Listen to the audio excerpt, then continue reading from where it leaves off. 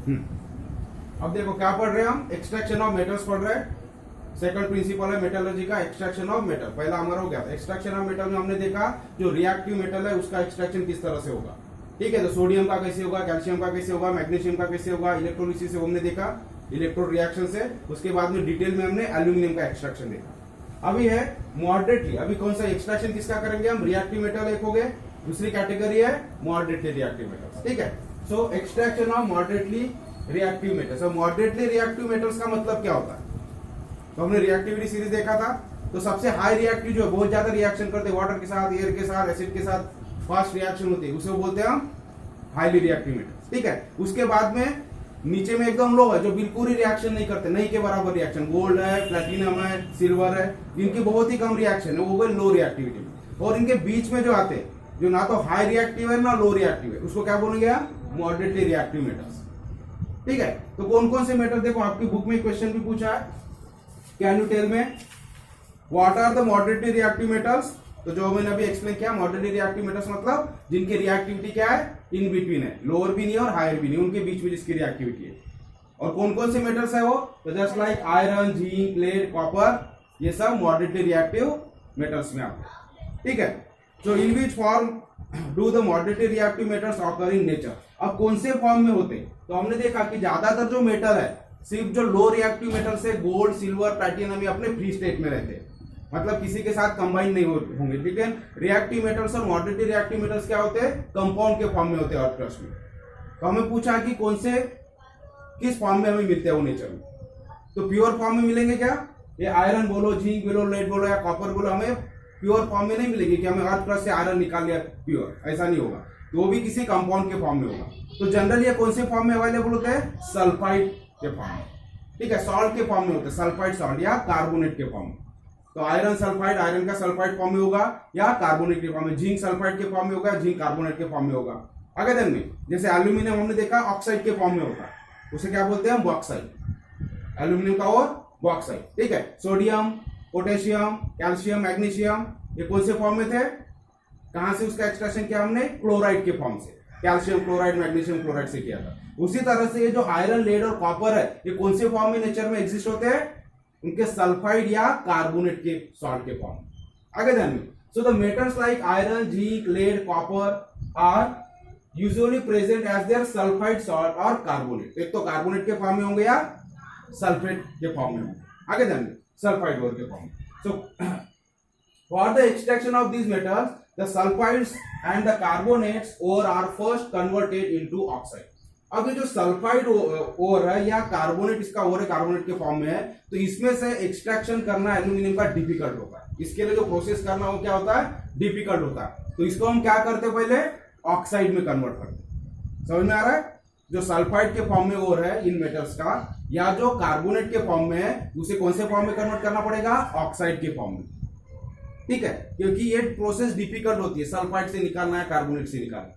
तो पहली प्रोसेस क्या होगी इन मेटल्स के एक्सट्रैक्शन में, सल्फाइड ओर को या कार्बोनेट ओर को कौन से फॉर्म में कन्वर्ट करना है, उसके ऑक्साइड में कन्वर्ट करना है। अब इसे करने के लिए दो प्रोसेस होती है। आगे दिन में ये सल्फाइड को और कार्बोनेट को उसके ऑक्साइड में कन्वर्ट करने के लिए, मतलब मेटल का सल्फाइड है या कार्बोनेट है, तो मेटल का ऑक्साइड में कन्वर्ट होगा, मेटल ऑक्साइड, और मेटल कार्बोनेट में कन्वर्ट होगा। तो उसके लिए दो प्रोसेस है।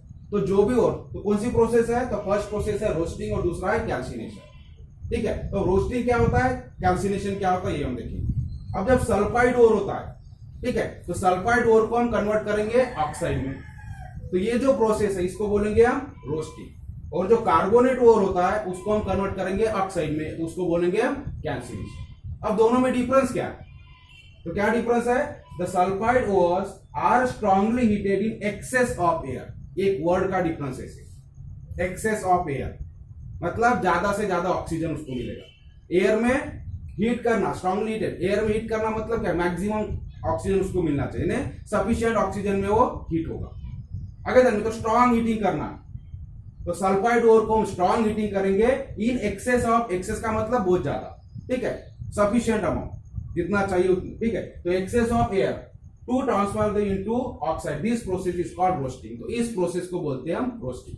किसे, सल्फाइड ओर को कर रहे हैं, तो सल्फाइड ओर के लिए रोस्टिंग यूज किया जाता है, और जो कार्बोनेट ओर है उसके लिए कैल्सिनेशन यूज किया जाता है। तो रोस्टिंग की डेफिनेशन क्या है? The sulphide ores are strongly heated in excess of air, आगे देन में to transform them into oxide, तो ऑक्साइड में ट्रांसफॉर्म करेंगे। तो ये जो प्रोसेस है उसको बोलते हैं हम रोस्टिंग। फिर कैल्सिनेशन क्या है? द कार्बोनेट, कौन सा ओर? कार्बोनेट के लिए। कैल्सिनेशन किसके लिए करेंगे हम? कार्बोनेट ओर के लिए। So carbonate ores are strongly heated, यहां तक same, in a limited, difference कहा गया, यहां इन एक्सेस किया और यहां इन अ लिमिटेड, मतलब लिमिटेड सप्लाई, एक्सेस सप्लाई नहीं है, सफिशिएंट सप्लाई नहीं, एकदम लिमिटेड कर दिया है। तो लिमिटेड सप्लाई ऑफ एयर, मतलब ऑक्सीजन वहां एकदम लिमिटेड, वहां एक्सेस है बहुत ज्यादा, यहां लिमिटेड है, इनसफिशिएंट। तो ये एक फर्क है कैल्सिनेशन और रोस्टिंग। तो रोस्टिंग किसके लिए करते हैं? सल्फाइड ओर के लिए, और कैल्सिनेशन कार्बोनेट ओर के लिए। प्रोसेस में क्या करते हैं? स्ट्रॉन्ग हीटिंग दोनों में करना।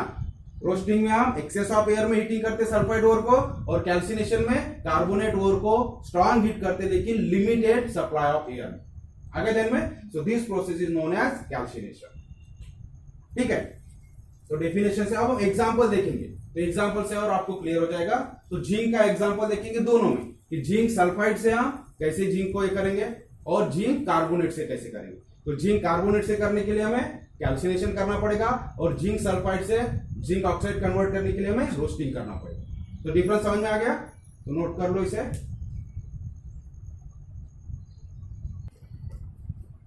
ठीक है, तो एग्जांपल देखेंगे हम जिंक का, जिंक सल्फाइड और जिंक कार्बोनेट। तो जिंक सल्फाइड ओर है तो उससे ऑक्साइड ओर में कन्वर्ट करने के लिए क्या करना पड़ेगा हमें?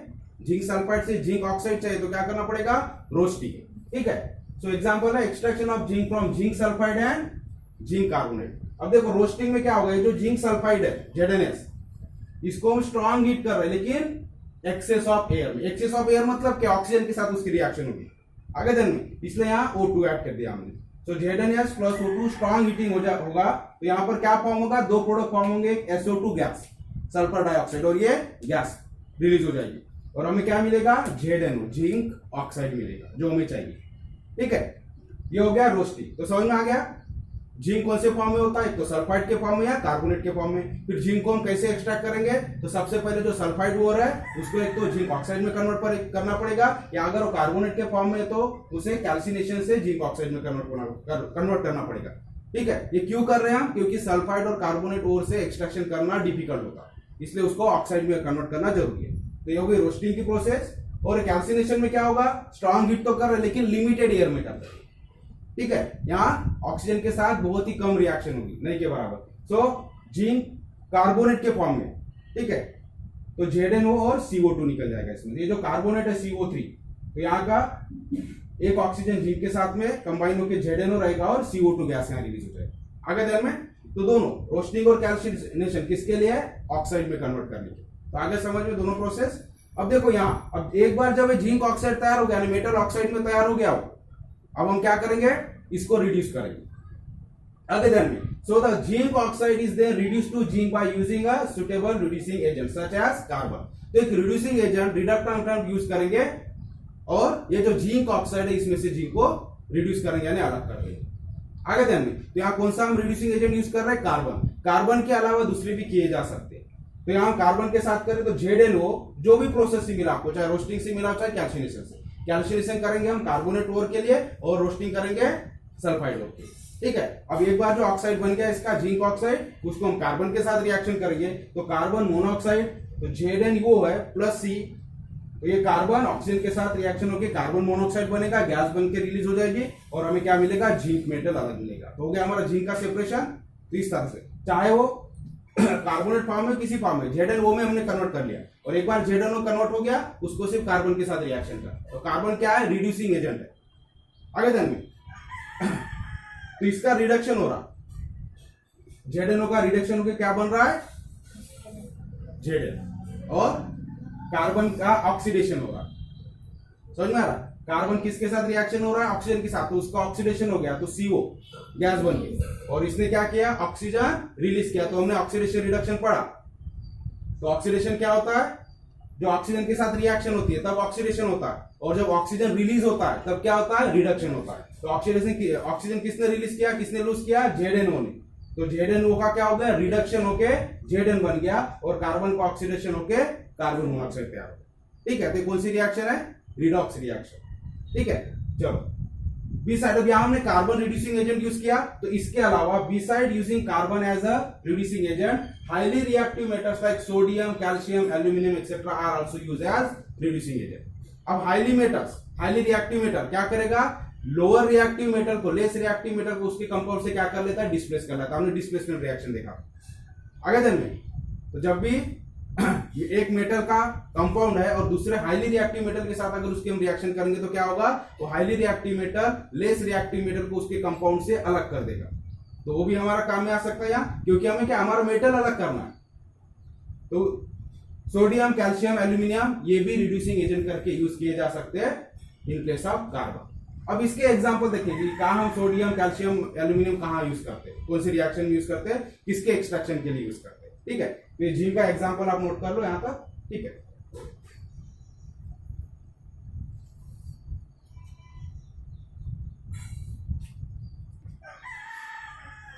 ठीक है, तो हमने देखा कार्बन रिड्यूसिंग एजेंट करके यूज किया हमने।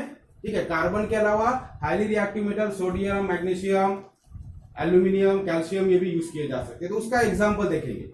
ठीक है, और कौन कौन से मेटल हम देख रहे हैं, मॉडरेटली रिएक्टिव मेटल का एक्सट्रैक्शन देख रहे हैं, उसमें क्या क्या आता है, जिंक आता है, आयरन आता है, कॉपर आता है, मैग्नीज आता है। ठीक है, तो हम देखेंगे नेक्स्ट एग्जांपल मैग्नीज का।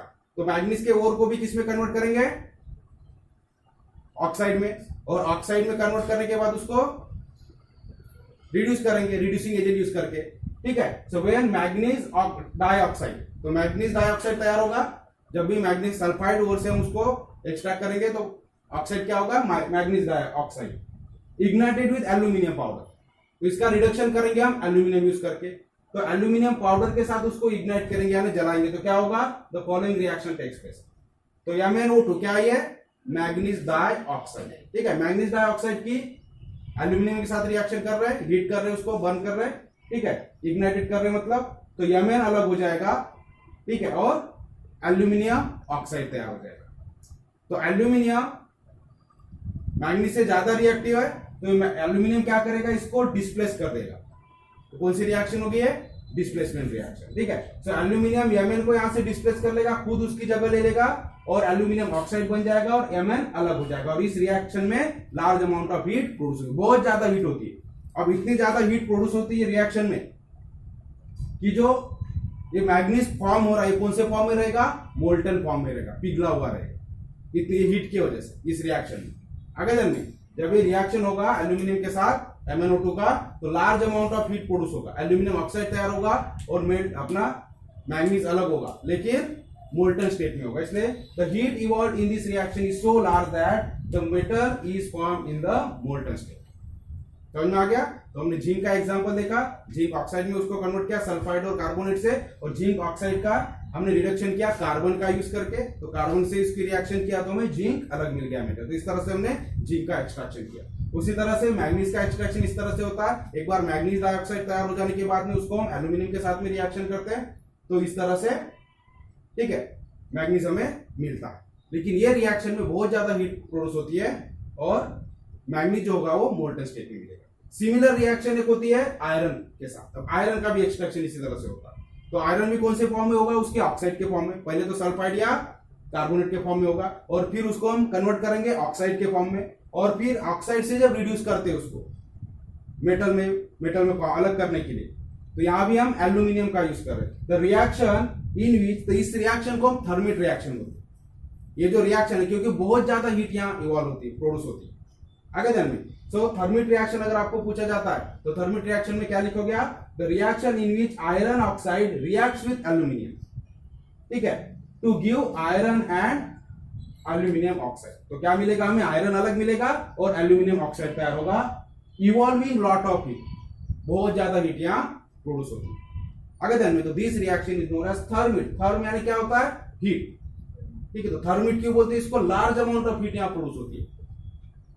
तो यहां भी मोल्टन स्टेट में हमें मिलेगा, क्योंकि बहुत ज्यादा हीट यहाँ प्रोड्यूस होती है। तो इस तरह से मैग्नीज और आयरन का भी एक्सट्रैक्शन होता है। समझ में आ गया। तो हाईली रिएक्टिव मेटल का हेल्प किया हमने। एल्यूमिनियम फिर से आयरन से ज्यादा रिएक्टिव है, तो एल्यूमिनियम यहां भी क्या करेगा, Fe को रिप्लेस कर लेगा। ठीक है, तो ये फिर अलग हो जाएगा और एल्यूमिनियम ऑक्सीजन के साथ रिएक्शन करके एल्यूमिनियम ऑक्साइड और large amount of heat produce होगी। तो समझ में आ गया, इस तरह से हम मॉडरेटली रिएक्टिव मेटल्स का एक्सट्रैक्शन करते हैं। आयरन हो गया, जिंक हो गया, मैग्नीज हो गया, कॉपर हो गया, ये सारे मॉडरेटली रिएक्टिव मेटल्स है। ठीक है, कॉपर थोड़ा लो में आता है, मॉडरेटली में एकदम नीचे के लेवल पे आता है कॉपर। तो समझ में आ गया, तो रिवाइज करेंगे। तो दो प्रोसेस है, सबसे पहले ये सल्फाइड या कार्बोनेट के फॉर्म में होता है, सॉल्ट के फॉर्म में होता है, ये सारे जो मॉडरेटली रिएक्टिव मेटल्स है, तो इसको पहले ऑक्साइड में कन्वर्ट करना होता है। तो ऑक्साइड में कन्वर्ट करने के लिए हमारे पास दो प्रोसेस है। जो सल्फाइड ओर है उसको एक्सेस ऑफ एयर में हम स्ट्रॉन्ग हीट करते हैं, तो इस प्रोसेस को बोलते हैं रोस्टिंग, तो उससे भी ऑक्साइड में कन्वर्ट हो जाता है और दूसरा होता है कैल्सिनेशन। कैल्सिनेशन में क्या करते हैं हम, स्ट्रॉन्ग हीट करते हैं उस कार्बोनेट ओर को, लेकिन लिमिटेड एयर में। ठीक है, तो फिर वो ऑक्साइड में कन्वर्ट हो जाता है, उसे बोलते हैं कैल्सिनेशन। और एक बार जब मेटल ऑक्साइड में कन्वर्ट हो जाता है तो उसे हम रिड्यूसिंग एजेंट यूज करते हैं, और रिड्यूसिंग एजेंट यूज करके उससे मेटल हमें सेपरेट हो जाता है। तो इस तरह से मॉडरेटली रिएक्टिव मेटल्स का एक्सट्रैक्शन करते हैं। ठीक है, अब हम आगे पढ़ेंगे extraction of less reactive metals. ठीक है, सिंपल है, छोटा सा है, तो नोट कर लो आप एग्जांपल्स और थर्मिट रिएक्शन।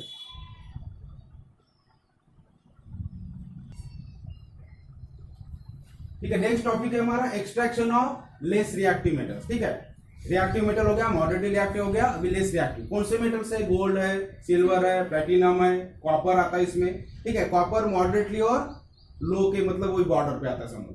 ठीक है, तो कभी उसको मॉडरेटली रिएक्टिव भी हम बोलते हैं और कभी कभी लो रिएक्टिव भी बोला जाता है।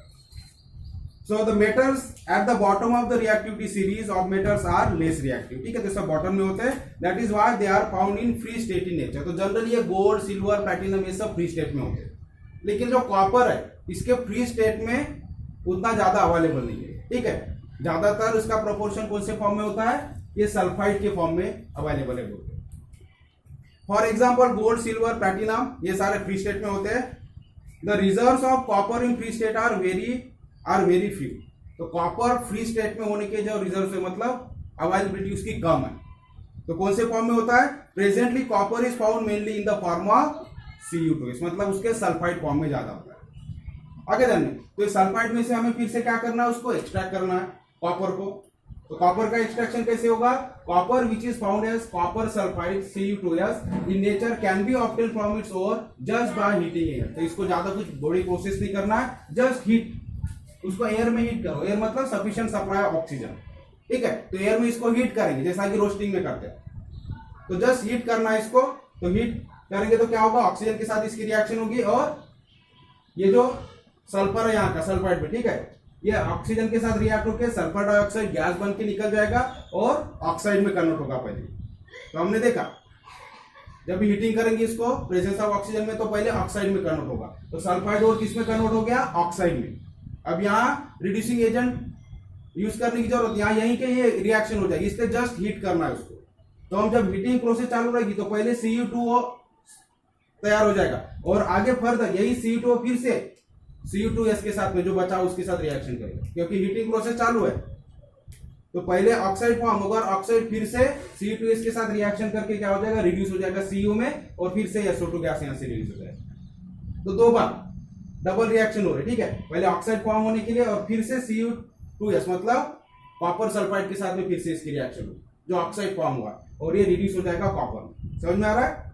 तो यहाँ का जो ये Cu2O है ये फिर से Cu2s यानी कॉपर सल्फाइड के साथ रिएक्शन होगा, फर्दर रिएक्शन, और कॉपर यहां से अलग होगा और SO2 गैस मतलब सल्फर डाइऑक्साइड गैस ऐसे रिलीज होगी। इस तरह से हमें कॉपर मेटल अलग मिल जाएगा।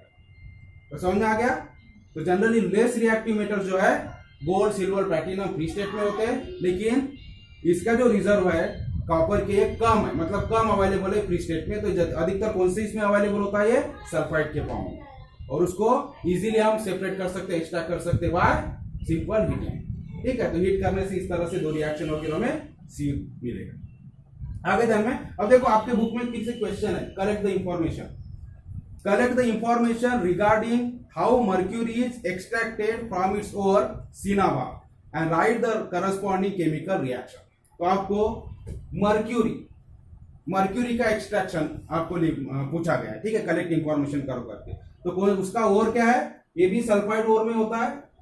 Collect the information regarding how mercury extracted from its ore cinnabar, क्या नाम है उसका, तो मर्क्यूरी का ओर क्या है, जिससे मर्क्यूरी हमें मिलता है उसका ओर क्या है, सिनाबार। तो इसका एक्सट्रैक्शन हम देखेंगे कि सिनाबार से मर्क्यूरी हमें कैसे मिलता है। ठीक है, तो ये पहले नोट कर लो आप। तो एक्सट्रैक्शन ऑफ मर्क्यूरी, जो क्वेश्चन आपके बुक में दिया हुआ है कि मर्क्यूरी का एक्सट्रैक्शन उसके सिनाबार इस ओर से कैसे होता है। तो मर्क्यूरी का ओर क्या है, सिनाबार, मतलब HgS। ठीक है, सल्फाइड ओर है उसका। तो जैसे सल्फाइड ओर को हम कौन सी प्रोसेस है, उसको हीट करेंगे एयर में, मतलब रोस्टिंग वाली प्रोसेस। तो उसी तरह से यहाँ cinnabar is an ore of mercury, it is heated in air to first convert into mercuric oxide. तो इसको भी पहले ऑक्साइड में कन्वर्ट करेंगे। हमेशा ध्यान में रखना, जो भी कार्बोनेट और सल्फाइड ओर है इससे डायरेक्टली हम हमारा मेटल नहीं निकाल सकते, तो उसको सबसे पहले किस में कन्वर्ट करना पड़ेगा, ऑक्साइड में। तो कॉपर के लिए भी वही किया हमने, ऑक्साइड में, तो सिंपल हीटिंग से होगा, ये भी सिंपल हीटिंग से होगा। ठीक है, तो यहाँ रिड्यूसिंग एजेंट वगैरह को यूज नहीं करना है, सिंपली हीटिंग करना है। So mercuric oxide is then reduce to mercury on further heating, बस हीट करना। तो पहले उसको हीट करेंगे, तो हीट करने से क्या होगा, सफिशिएंट एयर में हीट करेंगे तो ऑक्साइड में कन्वर्ट होगा, और ये सल्फर डाइऑक्साइड बनके गैस बन के निकल जाएगा और हमें ऑक्साइड मिलेगा, मर्क्यूरिक ऑक्साइड। और इसको और हीट करेंगे, और हीट करने से क्या होगा, इसमें से ऑक्सीजन गैस निकल के गैस बन के निकल जाएगा। ठीक है, ऑक्सीजन गैस रिलीज हो जाएगी और क्या बचेगा, सिर्फ Hg, यानी हमें मेटल मिलेगा मर्क्यूरी। तो इस तरह से जो लो रिएक्टिव मेटल है इनका एक्सट्रैक्शन बहुत इजी होता है, बहुत ज्यादा कॉम्प्लिकेटिव इनका कंपाउंड्स नहीं होते हैं। तो सिंपली हीटिंग से हम इनको एक्सट्रैक्ट कर सकते हैं, कॉपर और मर्क्यूरी। ये रिएक्शन आपको पूछा आपके क्वेश्चन में, तो इस तरह से सिनाबार से मर्क्यूरी को हम एक्सट्रैक्ट करते बाय हीटिंग प्रोसेस। ठीक है, तो लिख लो रिएक्शन।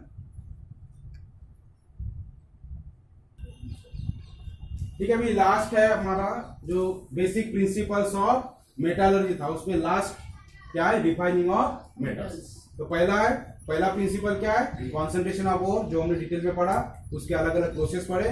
फिर एक्सट्रैक्शन ऑफ मेटल्स में हमने पढ़ा, हाईली रिएक्टिव मेटल्स का कैसे एक्सट्रैक्शन होगा, मॉडरेटली रिएक्टिव का कैसे होगा, और लेस रिएक्टिव का कैसे होगा।